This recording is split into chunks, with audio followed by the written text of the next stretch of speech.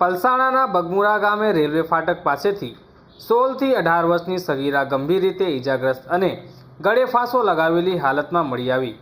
પલસાણા પોલીસે 3 આરોપીઓની કરી ધરપકડ. સગીરાને આરોપી સાથે સોશિયલ મીડિયા થકી પ્રેમ સંબંધ થયો હતો. સગીરા 4 માસ પહેલા ગોરખપુરથી સુરત એકલી આવી હતી. સગીરા પ્રેમીએ અને તેના મિત્રો સાથે પલસાણા જીઆઈડીસી વિસ્તારમાં રહેતી હતી. સગીરાએ પ્રેમી સાથે રહેવાની અને લગ્નની જીદ કરી હતી. પ્રેમીએ મિત્રો સાથે મળી સગીરાને ગળે મફલર વડે ફાંસો આપી ગળે તીક્ષ્ણ હથિયાર વડે ઈજા પહોંચાડી ફરાર થઈ ગયા હતા.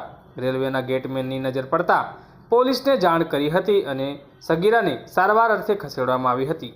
Bureau report, Surat channel. ગઈકાલે 20મી ફેબ્રુઆરીના વહેલી સવારે 3 વાગ્યાના અરસામાં અહીં પલસાણા પોલીસ સ્ટેશનમાં એક વર્દી મળેલ હતી. જે અનુસંધાને બગુમરા ગામની રેલવે ફાટક પાસે એક અજાણી અંદાજે 16 થી 18 વર્ષની છોકરીને ગળે ફાંસો લગાવેલ અને ગળાના ભાગે ગંભીર ઈજા થયેલ હાલતમાં 108 મારફતે સ્મીમેર હોસ્પિટલમાં દાખલ કરાવવાની જે હકીકત મળતા તાત્કાલિક ધોરણે પલસાણા પોલીસ સ્ટેશનની ટીમ હોસ્પિટલની વિઝિટ કરતા એ છોકરીને ગળે મફલર ટાઈટ બાંધેલ હતું અને ગળાના ભાગે કોઈ ધારદાર વસ્તુથી 2 મોટા અને ઊંડા ચેકા મારેલ હોવાનું જણાઈ આવેલ. રેલવે ફાટકના ગેટકીપર ધીરેન્દ્ર યાદવ તેમજ 108ના કર્મચારી સુનિલભાઈની પૂછપરછ કરતા એ છોકરીને ગળાના ભાગે મફલર બાંધેલાની અને ઈજાની જે હકીકત જણાવતા આ રેલવે ફાટક પર કામ કરનાર ધીરેન્દ્ર યાદવે જાણ કરેલ હતી. છોકરીની ટ્રીટમેન્ટ કરાવતા હાલ એ સ્વસ્થ છે અને એના ઉપર પ્રાથમિક દ્રષ્ટિએ કોઈ પણ પ્રકારની બળજબરી કે કોઈ બીજો કોઈ અનિચ્છનીય બનાવ બનેલ નથી તેવું ડૉક્ટરો દ્વારા જણાવવામાં આવેલ છે. તેમ છતાં પોલીસ દ્વારા ડિટેલમાં મેડિકલ ઇન્વેસ્ટિગેશન કરવામાં આવશે.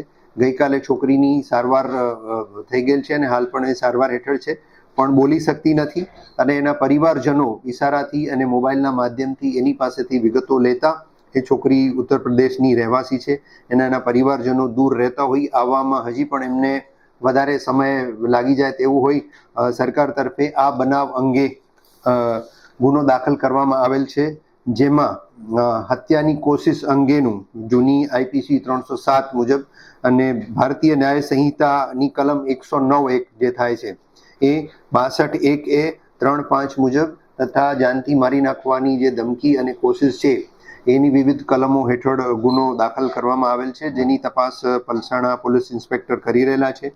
આ બનાવ ખૂબ જ ગંભીર અને સંવેદનશીલ જણાતા રાતોરાત પલસાણા પોલીસ ઇન્સ્પેક્ટર અને એલસીબી પોલીસ ઇન્સ્પેક્ટરની ટીમોએ આ બાબતે ખરેખર છોકરી કોણ છે, બનાવ કઈ રીતે બન્યો, અહીં કઈ રીતે આવી, ક્યાં રહે છે, આ તમામ વિગતો મેળવવાની કોશિશ કરેલ હતી. જે અનુસંધાને છોકરી ભાનમાં આવતા અને મોબાઈલના માધ્યમથી અને ઇશારાથી જણાવતા આ છોકરી ઉત્તર પ્રદેશની હોવાની માહિતી મળેલ. એના પરિવારજનો સાથે પણ છોકરીએ સંપર્ક કરાવેલ, એમના પણ સંપર્ક થઈ ગયેલા અને એ છોકરી 4 માસ પહેલા ઉત્તર પ્રદેશ ગોરખપુર સ્ટેશન ખાતે એક ચંદન સાહુ નામનો વ્યક્તિ જે હાલ અહીં તાતી થૈયામાં રહે છે અને છૂટક ટેક્સટાઇલમાં મજૂરી કરે છે, એની સાથે એને બંનેને નંબરો પણ એક્સચેન્જ કરેલા, સોશિયલ મીડિયાના અકાઉન્ટ મારફતે પણ સંપર્કમાં રહેલા અને બંને વચ્ચે પ્રેમ સંબંધ બંધાયેલ. ત્યારબાદ બંને સંપર્કમાં એકબીજા સાથે રહેતા હતા અને 19 તારીખના અરસામાં આ છોકરી એકલી જ લખનૌથી ઉધના રેલવે સ્ટેશન ઉપર આવેલ હતી અને ચંદનના મિત્ર અખિલેશ અને બિંદુ પાસવાન તથા એક માઇનોર છોકરો એ ત્રણેયની સાથે ત્યાં એ ચંદન છોકરીને રાખેલા.